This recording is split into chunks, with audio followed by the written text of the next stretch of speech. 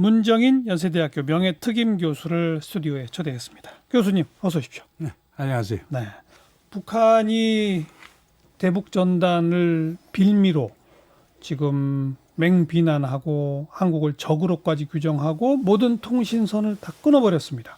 그것도 김여정의 앞장서서 왜 이러는 겁니까? 뭐 그 있는 그대로 봐야 되겠죠. 네, 네. 대북전단 때문이에요?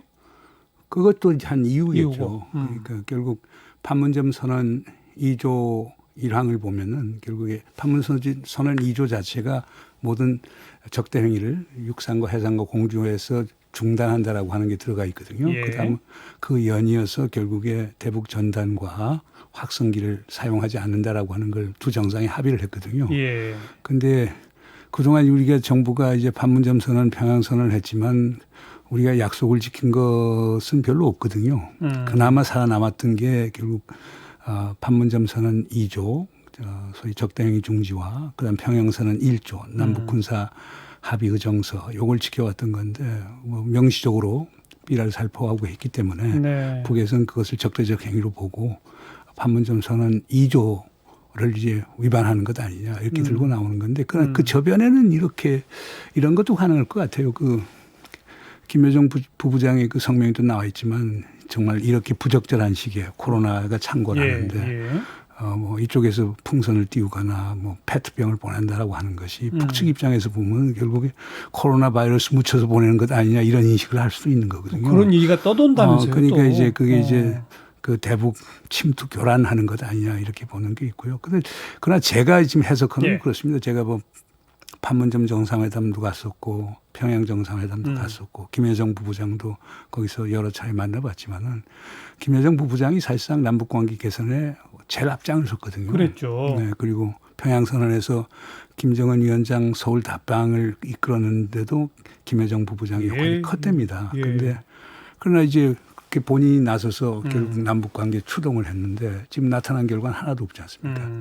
김정은 집권하에 북한의 통치 체제의 특성이라고 하는 것은 성과주의거든요. 네. 성과가 없으면 책임을 져야 되고 그런 점에서는 김여정 부부장의 성명이라고 하는 게 어떻게 보면 북한 주민들에 대한 나한테 자아 비판 같은 성격도 드러내는 것 아닌가 이런 느낌이 듭니다. 그래서 네.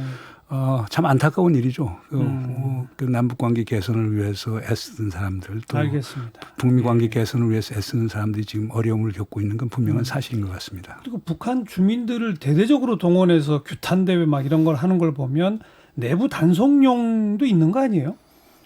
단속용이라고도 볼 수가 있는데 지금 북한 경제가 굉장히 어려워졌다면서요. 코로나 때문에 또 북중 국경 막히고 이래가지고 그런 불만을 이 남쪽으로 적에게 돌리려고 하는 뭐 이런 거라고들 해석하잖아요. 그래서 지금 우리 쪽에서는 그렇게 해석을 하고 미국에서도 그렇게 해석을 하는데요. 그러니까 체제에 어려움이 있기 때문에 그런 대중동원을 통해서 그걸 극복한다라고 보는데 저는 뭐 그 있는 그대로 보는 게 좋다고 저는 봅니다. 그래야만 북측하고 북을 이해하고 다루는데도 좋지 뭐 그런 뭐 체제 안전을 위해서 대중동원을 하는 이런 식으로 해서까지 할 필요는 없다고 저는 봅니다.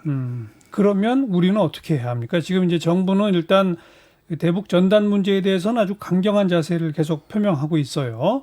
그거는 남북 관계나 뭐 등등에 별로 좋지 않다뿐 아니라 그걸 금지하는 법안도 만들고 있다, 뭐 추진 중이다라고 하더니 급기야 오늘은 그 대북 전단 살포하는 단체들을 고발까지 하고 그 단체 설립 취소까지 했거든요. 그러니까 상당히 북한의 주장에 호응하는 형태를 정부가 취하고 있는데 이건 어떻게 보세요? 만시지탄의 느낌이 진작했어야 된다? 진작했어야 되지. 뭐 북에서 저렇게 문제 제기를 하고 나서 그거에 응하는 건 제가 볼 때는 그렇게 적절해 보이진 않고요. 그러나 하여간 뭐 지금 입장에서 최악의 사태를 막기 위해서는 뭐 그런 조치는 어쩔 수 없다고 이렇게 보는데요. 그러나 이제 뭐 결국 북에서 뭐 들고 나오는 건 그런 거 아닙니까? 그러니까 판문점 선언 서로 약속한 거 아니냐. 평양선언 두 정상이 약속한 거 아니냐. 그걸 이행을 하자. 그 이행하는 데 핵심이라고 하는 게 경제교류 협력부터 다방면의 교류 협력이 있는데 그런데 또 사실 그걸 이행하려고 하면 국제 제재가 있단 말입니다. 유엔 안보리 제재 결의안도 있고 그다음 미국의 독자 제재도 있고 이런 걸 어떻게 헤쳐서 나가는가. 뭐 대통령께서는 1월 7일 신년사에서 결국에 개별 방문 관광, 그다음 비무장지대를 국제평화지대화 만들고 문화유산을 유네스코에 등재한 데는 생각 그리고 철도 연결 사업 그렇죠. 이런 것도 하겠다고 그러는데 그리고 얼마 전에 이제 4.27 선언 2주년 예. 기념 말씀에서는 결국에 코로나 사태를 중심으로 해서 남북 간의 공중 보건 협력을 하자라고 하는데 제안했죠. 뭐 이런 것들은 제가 볼 때는 제재에 걸리지 않는다고 봅니다. 음. 그래서 이런 것들을 과감하게 할 필요가 있다고 보는데 그러려고 하면은 네. 판문점 선언이나 평양 선언에 대해서 국회 차원에 있어서 비준이 필요하죠. 비준이 안 되더라고 하더라도 그건 어. 합의가 아니고 이제 선언이기 때문에 비준이 형식이 아니더라도 여야가 그 여야를 초월해서 전 국회 차원에 있어서의 뭐 지지 결의안 같은 걸 채택해서 거기에 힘을 실게 하는 건 상당히 필요하다고 봅니다. 그런데 당장 야당은 지금 북한이 저렇게 나오면 또 거기 맞장구를 치는 건 우리 정부가 아니라 야당이에요. 아니 김여정이 발끈했다고 법을 만드냐? 김여정법 만드는 거냐? 지금 이렇게 나오고 굴욕적이다. 대북 굴종이다. 그 차제에 대북 정책 실패한 외교 안보 라인 전면 교체해라. 이렇게 나오거든요. 근데 뭐 초당적인 그 결의안이 되겠어요? 그건 노력을 해봐야 되겠죠. 이제 어. 그 현실적인 문제점을 갖고 보면서 사실상 그러면 우리도 북이 강으로 나오니까 우리도 강으로 나간다. 강대강. 뭘 얻겠습니까? 최악의 경우에는 미래통합당은 강대강으로 가자는 거죠. 그러니까 그건 미래통합당이 야당이기 때문에 그런 건데 그러나 그 결과에 대한 예. 그 함의를 논의를 하면서 예. 어떤 하여간 합의를 좀 구해서 좀 노력을 해야 되겠죠. 국회 차원의 그런 노력도 하나 필요하다. 당연히 필요하죠. 정부 차원에서 대북 특사를 보낸다든지 이런 건 어떻게 생각하세요? 글쎄 북에서 받을까요? 그동안에도 사실 대화 제의를 여러 번 해도 계속 무시당해 왔죠, 우리가. 아니 근데 결국에 북에 우리가 줄 수 있는 게 있어야 되거든요.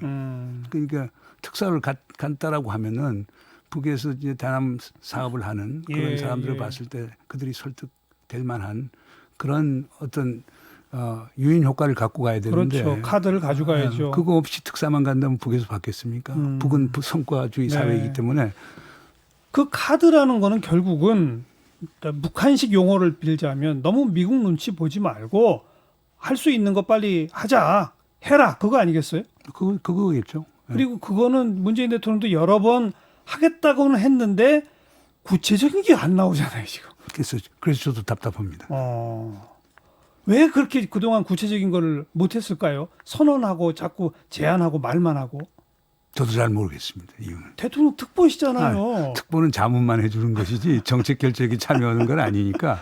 예. 요즘 못 만나셨어요? 글쎄요. 그거에 대해서는 언급하는 게 부적절해 보이는데. 근데 문 교수께서 답답하다라고 표현하시는 거 보면 아마 자문은 좀 선도적으로 북한에다 구체적인 걸 던지고 합시다라고 하신 것 같은데 이행이 안 되고 있군요.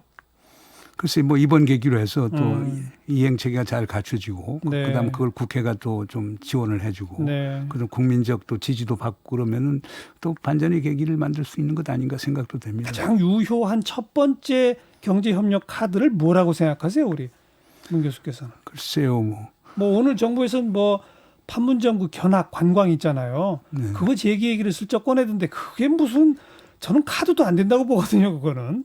글쎄요, 그건 조금 더 이제 논의를 해봐야 되겠죠. 뭐 그러니까 무슨 개성 문제도 있고요.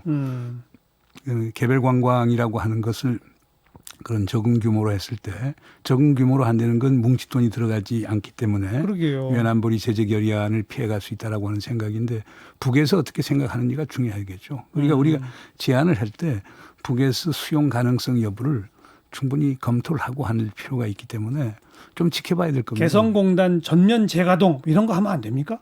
그것도 아주 뭐 좋은 제가 볼 때는 아주 상당히 바람직한 발상인데 네. 그러니까 이제 당장 그러면 이제 전략물자 규제에 관한 것부터 시작해서 유엔 안보리 제재 결의안 문제, 미국 독자 제재 결의안 그리고 미국에서 가할지 모르는 세컨더리 보이콧 이런 것들이 나오면 또 아무 움직이지 못하기 때문에 결국 하여간 뭐 큰 딜이 있어야 될 것 같아요. 그래서 제가 볼 때는 하여간 제 개인적인 생각은 그렇습니다. 하여간 지금 상황이 어렵기 때문에 결국 두 정상이 2018년 5월 26일 날 판문점에서 원포인트 깜짝 만나듯이 비밀 회동을 하듯이 두 정상이 한번 만나서 좀 하여간 돌파구를 좀 마련해야 될 것 아니냐. 근데 서로 얘기하지 않고 남도 북도 돌파구 마련을 어렵죠. 통신선도 다 끊어졌는데 정상회담은 어떻게 성사시켜요? 뭐 하는 방법이 여러 가지 있을 테니까요. 방법이 있죠. 방법이 사실. 있으니까요. 제3국을 통한 루트도 있고 뭐 다 그건 있죠. 그건 뭐 우리 대한민국 정부도 뭐 그렇게 뭐 허술한 정부는 아니니까 이건 할 수는 있는데. 알겠습니다. 예. 한 가지만 그 남북 관계 관련해서 미국이 주독 미군 일부 위치 장소 변경하는 이 문제를 가지고 곧바로 주한미군 부분 철수 얘기가 막 거론되는 건 어떻게 생각하세요? 뭐 충분히 그럴 수도 있겠죠. 뭐 그러니까 트럼프 대통령의 접근 방법은 소위 거래주의적인 예. 트랜잭셔널이라고 그러는데 거래주의적인 걸 하기 때문에 결국 자기가 제시한 방위비 분담 액수를 우리가 못 채워주면 못 채워주면은 뭐 주한미군을 뭐 감축할 수도 있겠죠. 감축 방법도 여러 가지 있을 수 있습니다. 뭐 보통 3,000명씩 이제 주한미군을 교체를 하는데 예. 교체하는 기간을 늘리거나 그렇죠. 아니면 그 보존을 하지 않거나 빠진 숫자 안 채우고 뭐 그런 것도 여러 가지 방법이 있는데 네. 뭐 제가 평소에 주장하는 건 그런 상황이 오고 그러면 주한미군 감축 카드라고 하는 게 북한 비핵화를 추동할 수 있는 상당히 중요한 협상 카드가 될 수 있기 때문에 예. 우리가 그런 식으로 공론을 할 수도 있는 것 아니냐. 예. 전 제가 지난번에 얘기를 한 적이 있었죠. 예. 그건 뭐 제 혼자 얘기라기보다는 예. 미국의 여러 학자들이 이제 그런 주장을 하죠. 주한미군 감축 그 자체를 금기시할 것이 아니라 공론화시켜서 북한의 비핵화 협상 카드로 활용하자. 뭐 그것도 한 방법이 될 수 있고. 그러나 이제 문제는 미국이 감축을 하겠다는데 우리가 정말 옛날 노무현 대통령도 그런 표현을 썼습니다만 뭐 가랭이 잡고 못 가게 한다고 안 나갈 건 아니니까요. 네. 그냥 우리가 담담하게 협상할 건 협상할 필요가 알겠습니다. 있다고 봅니다.